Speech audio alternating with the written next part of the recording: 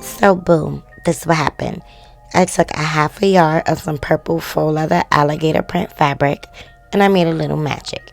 So the first thing I did was take 2 little rectangles of fabric and use that to pin my D-rings to the back side of the bag.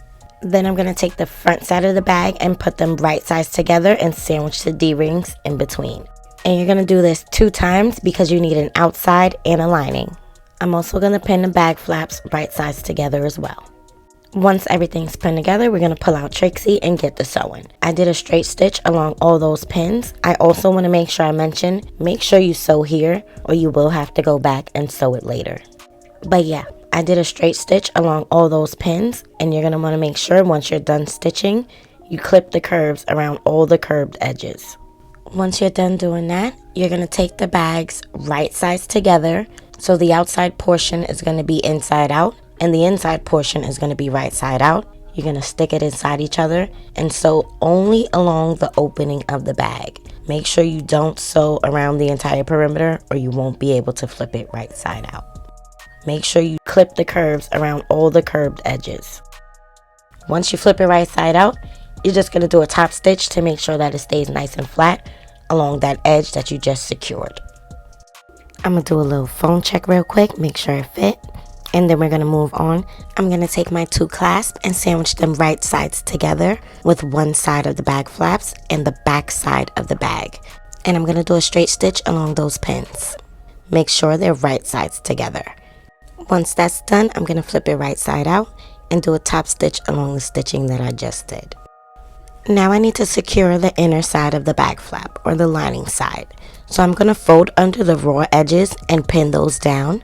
And then I'm going to clip around the entire perimeter of the bag flap just so I can do a straight stitch around the entire thing, just to keep it a little neat. Doing a top stitch is such an important step because it gives you that last finishing professional touch, and it just makes everything lay nice and flat. It also helps your lining stay inside of the garment and doesn't pop out or show when you're moving around. So yeah, it is an extra step, but this step always helps, so don't skip it. Oh yeah, remember when I told you that you would have to go back and sew those parts if you didn't sew it before? Yeah, that's me sewing these parts now. That's how I know you should have sewn it then.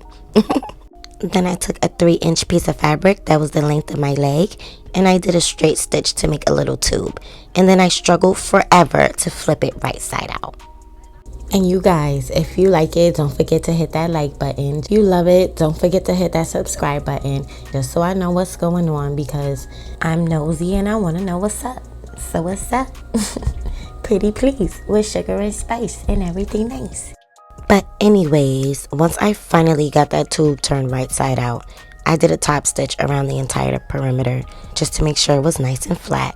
And then I got a little clip and I did a straight stitch to secure the clip to one side, and I attached the other side to the D-ring on the bottom.